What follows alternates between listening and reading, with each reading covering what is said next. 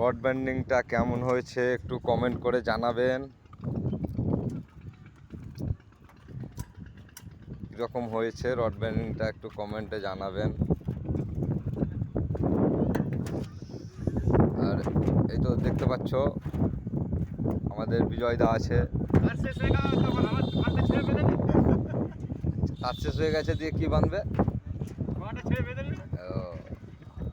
কাজ কামাই দিবে না, খবরদার। কাজ কামাই করবে না, না তো পারা লস লেগে যাবে তো কাজে।